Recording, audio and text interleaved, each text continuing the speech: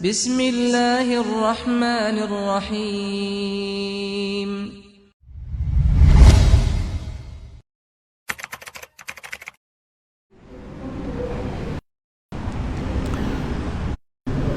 Assalamualaikum warahmatullahi wabarakatuh.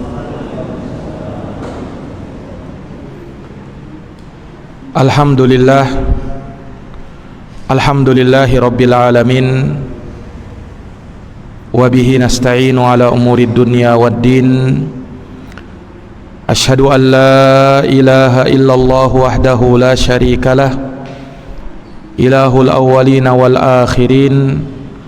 Wa ashhadu anna Muhammadan abduhu wa rasuluhu shadiqul amin, sallallahu alaihi wa ala alihi wa sahbihi wa man tabi'ahum bi ihsanin ila yaumiddin wa sallama tasliman katsira, amma ba'd.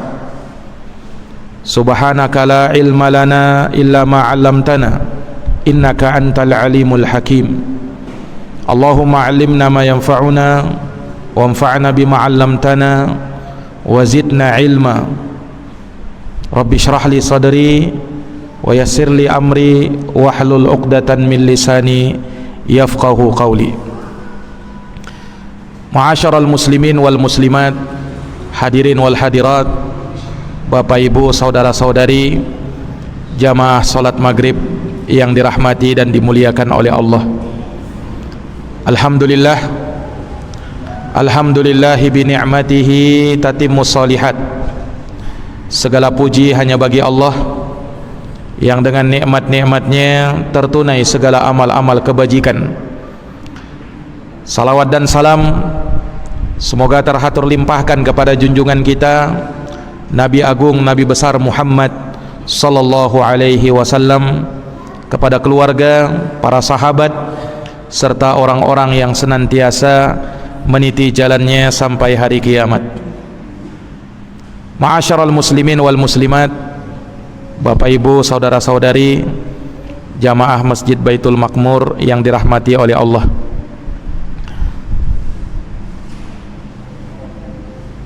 Bersalawat kepada Nabi kita sallallahu alaihi wasallam adalah suatu amalan yang mulia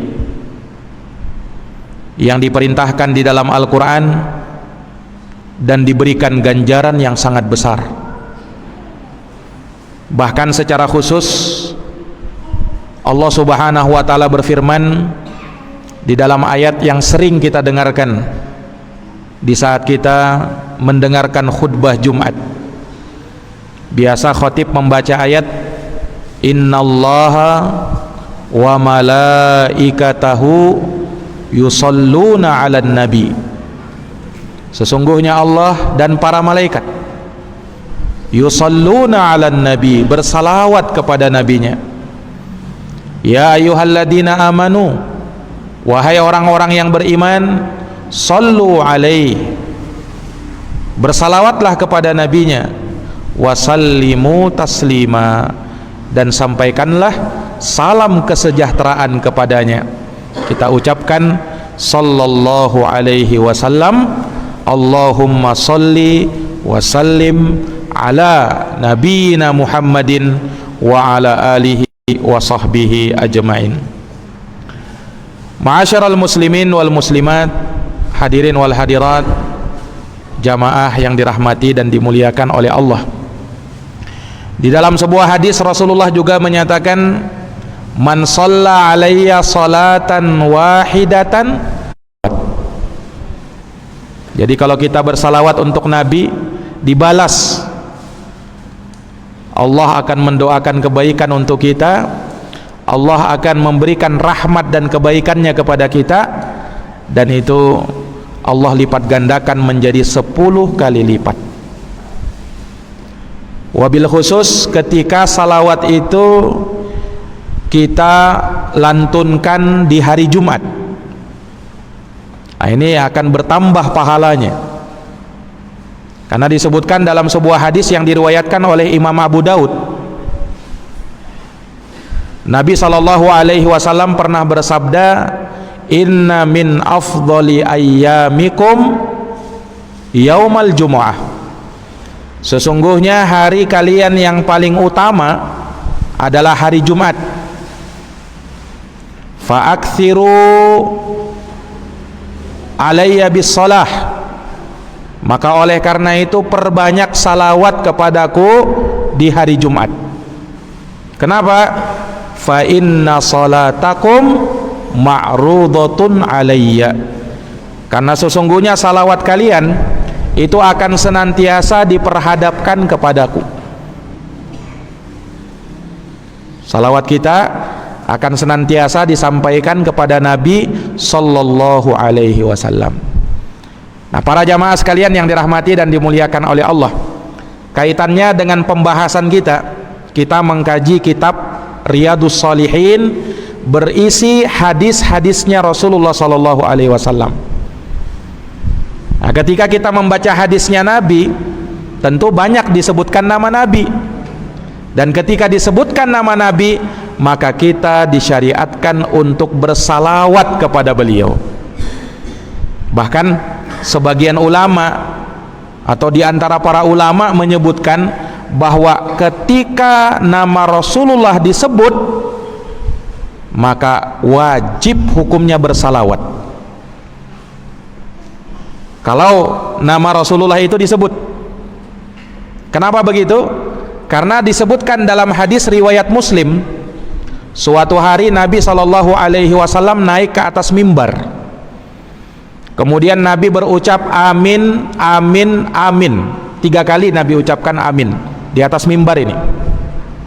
Para sahabat mendengarkan itu kan merasa heran, apa yang diaminkan oleh Rasulullah ini?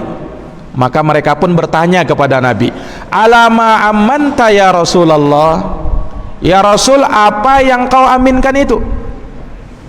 Apa yang kau aminkan itu ya Rasul? Rasul menyebutkan, tadi malaikat Jibril datang kepada saya, kemudian Jibril berdoa dan perintahkan kepada saya untuk aminkan, maka saya aminkan. Apa doanya malaikat Jibril? Kata malaikat Jibril, rogima amfum ri'im, celaka binasa seseorang, adraka walidayhi hayyan falam yughfar lahu, tatkala dia mendapati kedua orang tuanya masih hidup tapi dia tidak diampuni dan tidak bisa masuk surga karena baktinya dengan kedua orang tuanya. Harusnya dengan adanya orang tuanya, dia berbakti dengan kedua orang tuanya, itu bisa memasukkan seorang ke dalam surga. Nah, ini dia tidak masuk surga, berarti semasa hidupnya dia tidak pernah berbakti sama kedua orang tuanya, atau justru menjadi anak yang durhaka, wal iyadzubillah. Aminkan ya Muhammad sallallahu alaihi wasallam, aminkan itu. Diaminkan oleh Rasulullah, amin kata beliau. Kemudian yang kedua, malaikat Jibril berdoa lagi, ragima anfum ri'im adraka Ramadan thumma kharaja minhu falam yughfar lahu, celaka binasa seseorang yang dia menjumpai bulan Ramadan, keluar dari bulan Ramadan, namun dosa-dosanya tidak diampuni oleh Allah. Aminkan itu. Diaminkan lagi oleh Rasulullah, amin kata beliau. Yang ketiga, malaikat Jibril berkata lagi, berdoa, ragima anfum ri'im, celaka binasa seseorang, dzukirta indahu falam yusalli alaika, tatkala namamu disebut wahai Nabi, kemudian dia tidak bersalawat kepadamu, binasa dia itu, celaka dia itu, aminkan. Maka diaminkan oleh Rasulullah. Nah, dari sini ulama mengatakan, kalau disebut nama Nabi secara khusus, maka kita wajib hukumnya bersalawat kepada beliau sallallahu alaihi wasallam. Ini para jamaah yang dirahmati dan dimuliakan oleh Allah. Makanya dengan kita membaca hadis-hadisnya Rasulullah, maka kita akan banyak bersalawat kepada Rasulullah. Makanya ulama itu mengatakan, orang yang paling banyak bersalawat kepada Nabi adalah ahlul hadis, orang yang selalu mempelajari hadis dan sibuk dengan hadisnya Rasulullah. Kenapa? Setiap kali lewat nama Nabi, salawat lagi kepada Nabi. Setiap kali lewat lagi nama Rasulullah, salawat lagi kepada Rasulullah. Oh, enggak kehitungan itu salawatnya. Ini para jamaah yang dirahmati dan dimuliakan oleh Allah. Maka dengan kita menghidupkan pengajian ini, mudah-mudahan kita termasuk dari orang-orang yang banyak bersalawat kepada baginda Rasulullah sallallahu alaihi wasallam. Para jamaah yang dirahmati dan dimuliakan oleh Allah. Hadis pertama yang akan disebutkan oleh Imam An-Nawawi di dalam kitabnya Riyadhus Shalihin telah kita bacakan. Hadisnya bersumber dari sahabat Umar ibnul Khattab radhiyallahu an. Telah kita singgung biografi dari Umar bin Khattab, bagaimana kisah beliau ketika masuk Islam dan bagaimana keutamaan dan kemuliaan Sayyiduna Umar bin Khattab radhiyallahu an, sahabat yang mulia dan umat yang terbaik dari umat Rasulullah sallallahu alaihi wasallam setelah Abu Bakar As-Siddiq. Beliaulah yang meriwayatkan hadis ini. Hadis tentang innamal a'malu binniyat. Sayyidina Umar bin Khattab radhiyallahu anhu berkata, sami'tu Rasulullah sallallahu alaihi wasallam yaqul. Aku mendengar, sami'tu aku mendengar, menunjukkan bahwa Umar bin Khattab langsung dengarkan hadits ini dari Nabi tanpa melalui perantara, langsung beliau dapatkan dari Nabi, lalu beliau sampaikan. Para jamaah yang dirahmati dan dimuliakan oleh Allah, hadits ini tergolong hadis yang terkenal, sering kita singgung, sering disinggung oleh para penceramah, para khutbah, dan sering dijadikan dalil. Memang innamal a'malu bin niat, amalan-amalan itu tergantung dengan niatnya. Ulama ahli hadis mengatakan hadis ini termasuk hadisul ahad, atau tepatnya hadisun gharib. Kenapa disebut hadis gharib? Karena hadis ini tidak ada seorang pun sahabat yang meriwayatkannya dari Nabi kecuali Umar saja, dan tidak ada yang meriwayatkan hadis ini dari Umar kecuali Alqamah bin Waqqas Al-Laythi, dan tidak ada yang meriwayatkan dari Alqamah kecuali Muhammad bin Ibrahim At-Taimi, dan tidak ada yang meriwayatkan dari Muhammad bin Ibrahim At-Taimi kecuali Yahya bin Sa'id. Ini para periwayat, namanya rijalul hadis, yang menyampaikan hadis itu sampai kepada Rasulullah sallallahu alaihi wasallam, atau dalam istilah ilmu hadisnya disebut sanad atau al-isnad. Ulama mengatakan al-isnadu minad din, sanad itu bagian dari agama. Jadi agama kita itu terjaga, Pak, dengan ilmu sanad. Artinya apa? Bisa dipertanggungjawabkan. Jadi kalau ada kisah, ada hadisnya Nabi, kan kita dengan Nabi itu sudah terlalu jauh, Pak.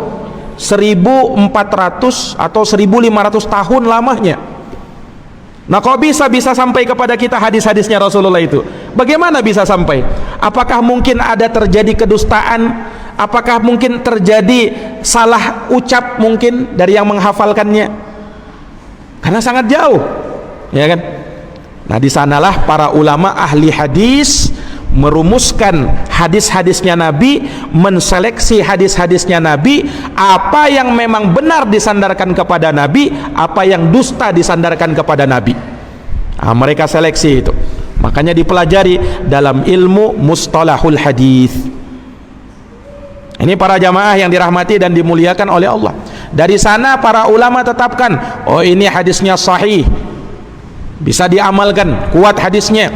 Oh ini hadisnya dhaif, lemah hadisnya, tidak benar disandarkan kepada Nabi. Ini berkat jasa-jasa para ulama itu, rahimahumullahu ta'ala rahmatan wasi'ah. Para jamaah yang dirahmati dan dimuliakan oleh Allah, hadits ini kalau kita berbicara ayat-ayat Quran, biasa kita kenal ada sababun nuzul, sebab turunnya itu ayat. Kenapa dia turun? Maka di situ dibahas sabab nuzulnya, sebab turunnya itu ayat. Dari sebab turunnya itu ayat, kita akan semakin paham makna dan kandungan ayat ini. Ini arah pembicaraannya kemana ini? Nah, kalau hadis namanya sababul wurud, sebab kenapa hadis itu diucapkan oleh Nabi. Nah, hadis-hadis itu juga begitu. Jadi hadis-hadis itu ada sabab urutnya, Pak. Kenapa Nabi sampai ucapkan hadis ini? Pada momen apa Nabi ucapkan hadis ini? Dari sana kita bisa paham, oh, Nabi itu bersabda seperti ini, yang beliau maksudkan ternyata begini. Disyarah oleh para ulama itu. Para jamaah yang dirahmati dan dimuliakan oleh Allah. Nah, hadis tentang innamal a'malu binniyat ini juga disebutkan oleh sebagian ulama ada sabab urutnya. Sabab urutnya itu kata mereka bahwa ada seorang yang dikatakan muhajir Ummu Qais, orang yang berhijrah karena mau menikahi seorang wanita yang bernama Ummu Qais. Dia berhijrah, tapi niatnya hijrah untuk apa? Untuk nikah. Nah, para jamaah yang dirahmati oleh Allah, nah, hijrah itu kan suatu amalan di dalam Islam. Berhijrah dari negeri kufur ke negeri Islam, berhijrah dari tempat maksiat ke tempat yang baik, yang lebih bagus. Itu ibadah. Seorang mencari lingkungan yang bagus, lingkungan yang baik untuk menyelamatkan agamanya, untuk menyelamatkan akidahnya. Ini dari perkara yang dituntut di dalam Islam. Makanya di dalam Islam ada 2 kali hijrah di masa Rasulullah SAW. Hijrah pertama dari Makkah menuju Habasyah. Itu hijrah pertama. Ketika itu yang hijrah cuma sahabat saja, Nabi tidak ikut waktu itu. Hijrah yang kedua, hijrah dari Makkah menuju Yathrib. Yathrib ini nama dulunya kota Madinah. Sebelum Nabi SAW sampai, namanya kota Yathrib. Ketika Nabi sudah hijrah ke sana, Nabi rubah nama Yathrib menjadi Madinah, yang lebih bagus lagi namanya. Ini para jamaah sekalian yang dirahmati oleh Allah.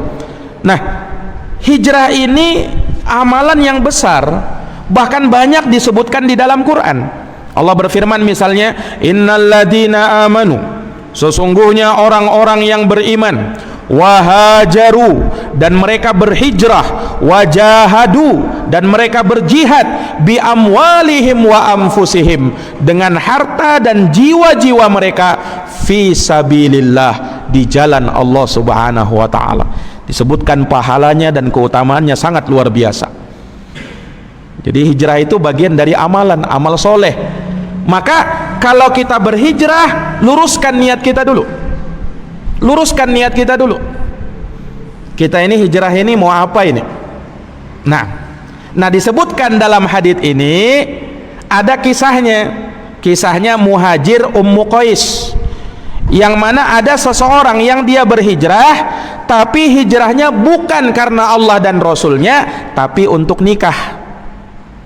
Maka Nabi sebutkan hadits ini, innamal a'malu binniyat, sesungguhnya amalan-amalan itu tergantung dengan niatnya, wa innamal likulli imri'in ma nawa, dan bagi tiap orang dia akan dapat sesuai dengan apa yang dia niatkan. Lalu Nabi kasih contoh, faman kanat hijratuhu ilallahi wa rasulih, siapa yang hijrahnya karena Allah dan Rasulnya, fa hijratuhu ilallahi wa rasulih, maka hijrahnya kepada Allah dan Rasulnya. Wa man kanat hijratuhu lidunya, dan barang siapa yang hijrahnya karena dunia, awimra'atin yang kihuha, atau karena wanita yang mau dia nikahi, fa hijratuhu ila ma hajara ilaih, maka hijrahnya sesuai dengan apa yang dia tuju. Ini kalau cuma dunia dan karena wanita, dia tidak dapat pahala. Tapi kalau karena Allah dan Rasulnya, baru dia dapat pahala. Kenapa? Innamal a'malu binniyat, amalan tergantung niat. Ini para jamaah sekalian yang dirahmati oleh Allah. Jadi sekalipun hadits ini berbicara tentang hijrah, Namun ulama memahami hadits ini dengan pemahaman yang lebih umum, bukan hanya amalan hijrah saja, tapi seluruh amalan yang kita lakukan, baik tidaknya, bagus tidaknya, sah dan tidaknya, diterima atau tidaknya, sempurna atau tak sempurnanya, tergantung dengan niat. Tergantung dengan niat. Ini para jamaah yang dirahmati dan dimuliakan oleh Allah Subhanahu wa taala. Ulama mengatakan bahwa muhajir, kisahnya muhajir Ummu Qais ini kisahnya kuat, sahih. Tetapi ulama masih beda pendapat, apakah kisah ini menjadi sabab urut bagi hadis innamal a'malu binniyat ataukah tidak. Sebagian mengatakan iya, sebagian mengatakan tidak. Ini para jamaah yang dirahmati dan dimuliakan oleh Allah. Baik. Rasulullah sallallahu alaihi wasallam bersabda, innama dalam bahasa Arab yufidul hasr, memberikan faedah pembatasan. Artinya hanya ini saja. Kalau diterjemahkan dalam bahasa Indonesia, hanya ini saja. Innama.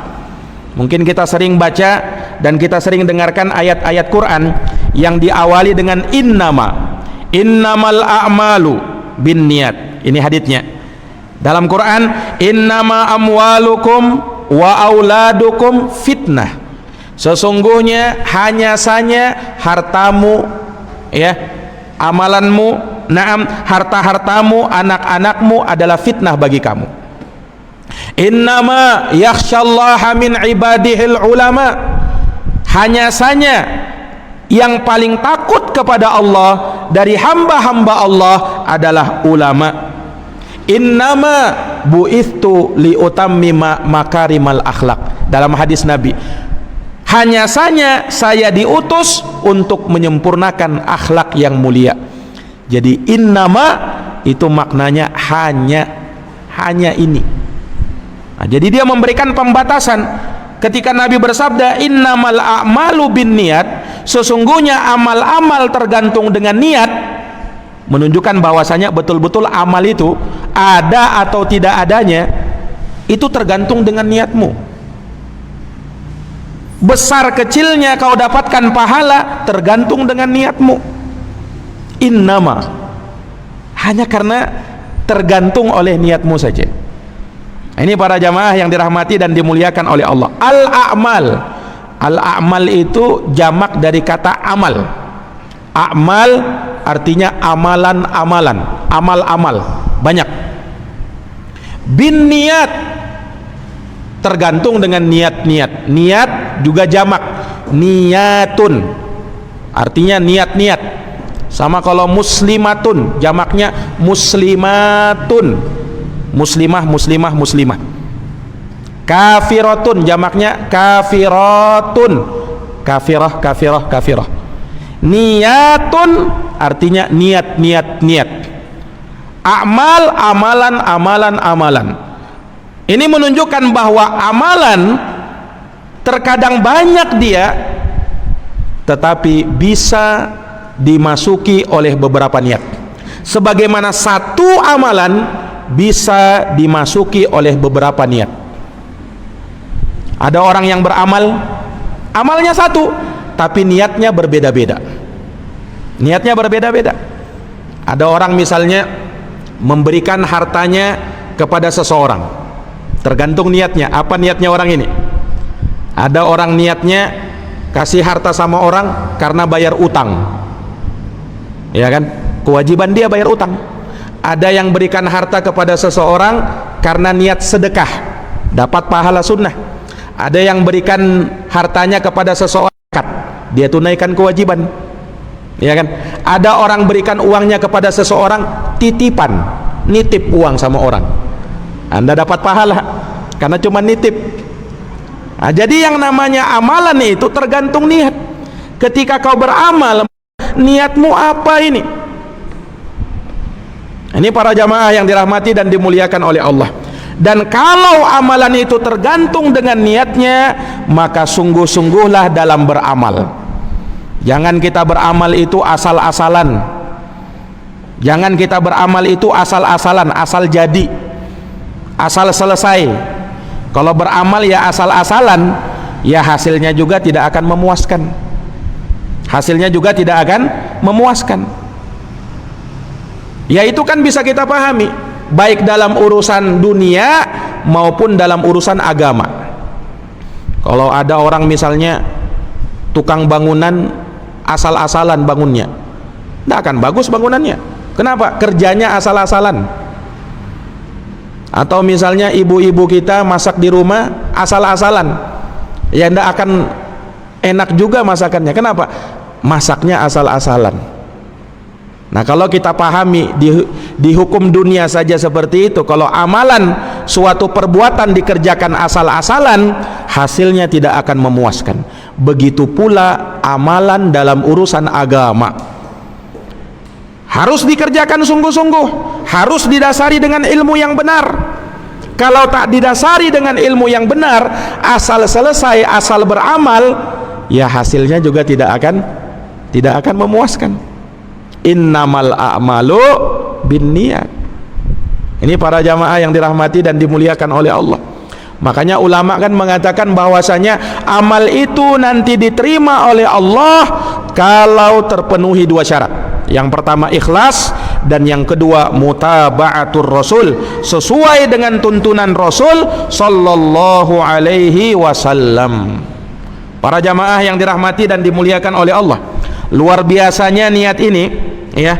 Seseorang dengan niatnya, ya, dia bisa mendapatkan pahala orang yang mati syahid walaupun cuman tidur di kasurnya. Oh, bagaimana itu Ustaz? Ya tergantung niatnya. Dalam sebuah hadis Rasulullah bersabda, man talabas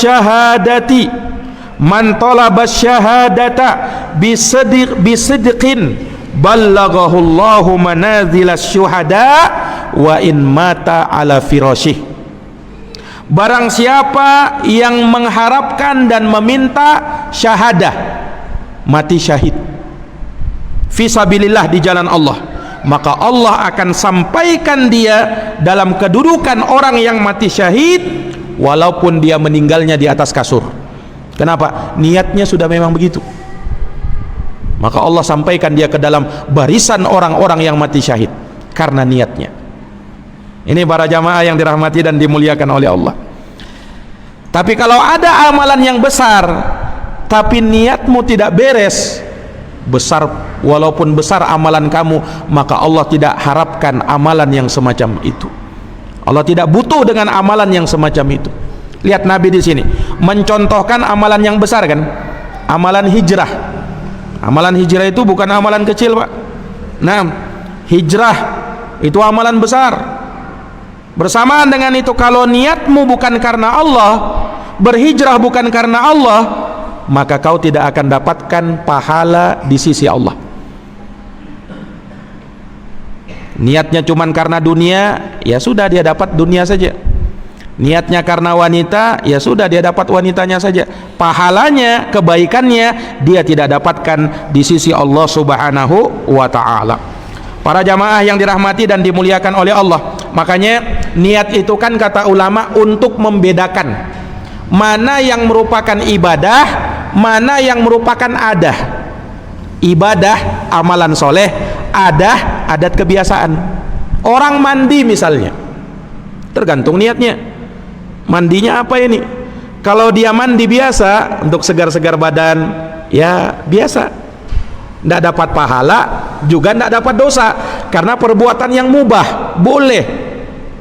Ada orang mandi karena hari Jumat ini, disunnahkan mandi Jumat, maka mandinya di hari Jumat bernilai pahala, ditulis oleh malaikat sebagai amal kebaikan. Mungkin mandinya sama, tetapi apa? Niatnya yang berbeda. Yang satu tak dapat pahala, yang satu dapat pahala. Para jamaah yang dirahmati dan dimuliakan oleh Allah, ada orang yang berpakaian pakai gamis, baju putih misalnya. Ketika ditanya, kenapa kamu melakukan hal tersebut? Karena mencontoh Rasul. Rasul itu pakaiannya pakaian gamis, beliau suka pakai baju putih. Dengan niatnya itu, maka dia dapat pahala. Ada juga orang yang berpakaian seperti itu, ya karena tidak ada lagi pakaian di rumah Ustaz, cuman ini yang kering Ustaz, ya tidak dapat pahala. innamal a'malu binniyat.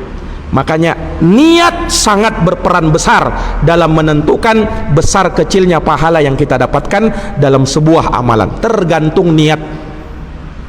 Ini para jamaah yang dirahmati oleh Allah. Tapi ingat, niat yang baik tidak menjadikan amalan buruk menjadi baik. Amalannya harus baik juga dalam niat yang baik. Kalau ada orang-orang yang beramal buruk tetapi niatnya baik, Allah tidak terima itu. Ada orang mencuri, Pak. Mencuri amalan baik atau amalan buruk? Amalan buruk. Dia mencuri, kalau dia niatkan dia dapat, maka dia sedekahkan kepada fakir miskin. Bagus niatnya kan? Tapi apakah niat yang baik ini menjadikan mencuri menjadi halal? Tidak. Niatmu baik, tapi amalanmu juga harus baik. Nah, ini para jamaah yang dirahmati dan dimuliakan oleh Allah Subhanahu wa ta'ala. Kemudian niat juga membedakan antara satu ibadah dengan ibadah yang lain. Mungkin sama-sama dia beribadah, tetapi apa? Beda, dia harus bedakan. Yang membedakan niatnya. Ada orang berpuasa, niatnya apa ini? Puasa wajibkah atau puasa sunnahkah? Ya kan? Nah, dia harus tentukan niatnya di situ. Karena tergantung niat. Kalau ternyata ini dia puasa qada, wajib kan?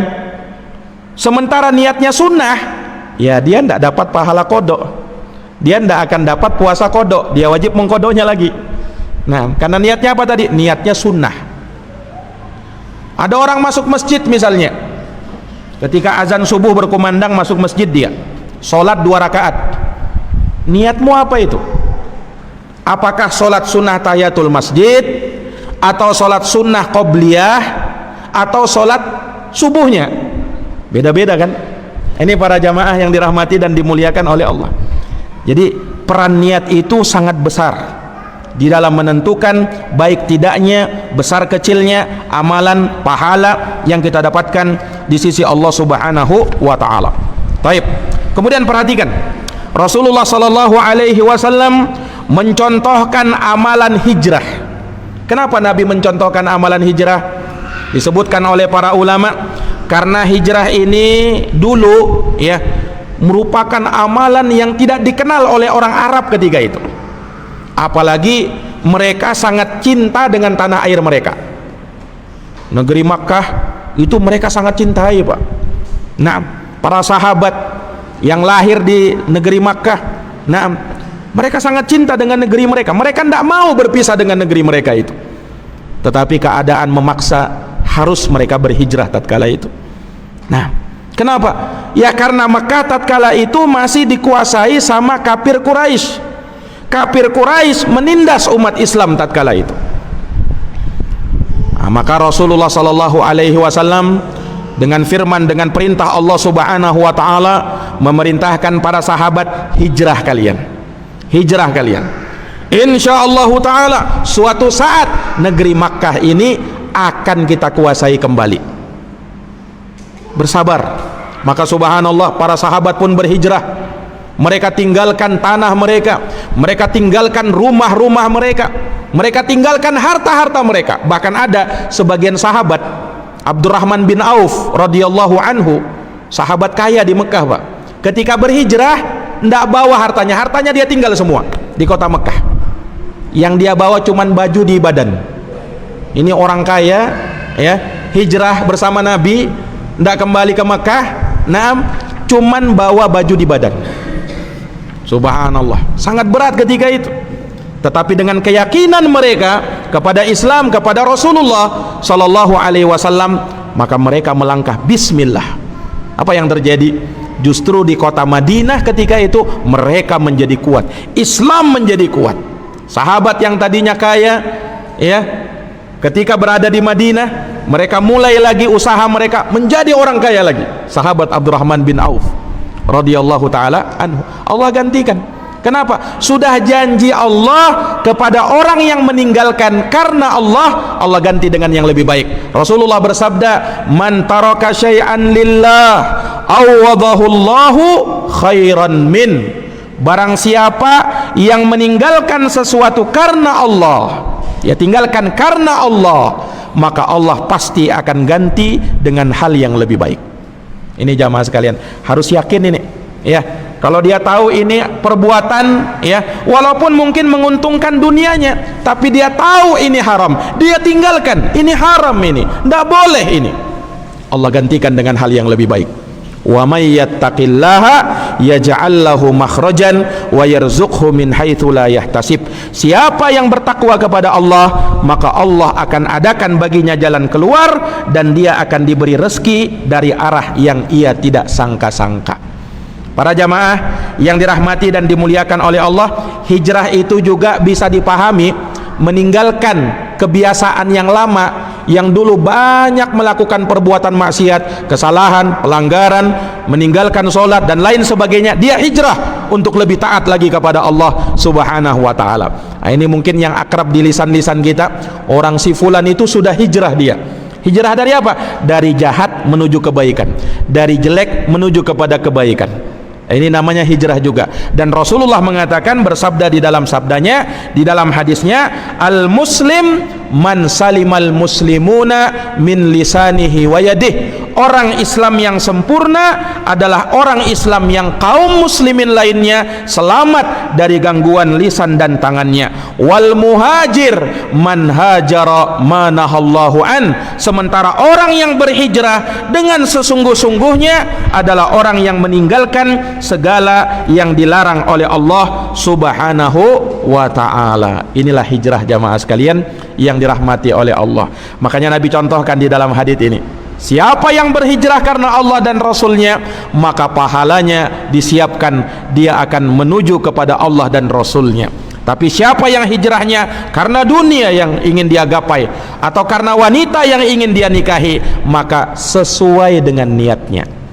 Nah, maka jamaah sekalian, hadis ini hadis yang sangat mulia. Ulama bahkan mengatakan ini hadis sulusul ilm, sepertiganya ilmu. Kenapa sepertiga ilmu? Karena di dalam Islam semua perbuatan manusia, semua yang dilakukan manusia cuman ada tiga: hati, lisan, anggota badan. Nah, hadis innamal a'malu binniyat itu mewakili amalan hati, maka dia sepertiganya ilmu. Seorang yang menguasai hadis ini, menghafalkan hadis ini, mentadaburi hadis ini, merenungkan makna dan kandungannya, maka dia menguasai sepertiganya ilmu agama. Nah, ini para jamaah yang dirahmati dan dimuliakan oleh Allah Subhanahu wa ta'ala. Demikian mungkin yang bisa kami paparkan terkait dengan hadis yang mulia ini. Semoga bermanfaat, semoga menambah ilmu kita, dan semoga menambah ketakwaan kita kepada Allah Subhanahu wa ta'ala. Jazakumullahu khairan atas perhatiannya. Mohon maaf atas segala kekurangannya. Hadanallahu wa iyyakum ajma'in. Subhanakallahumma wa bihamdika asyhadu an la ilaha illa anta astaghfiruka wa atubu ilaik. Subhana rabbika rabbil izzati amma yasifun wa salamun alal mursalin walhamdulillahi rabbil alamin. Wassalamu alaikum warahmatullahi wabarakatuh.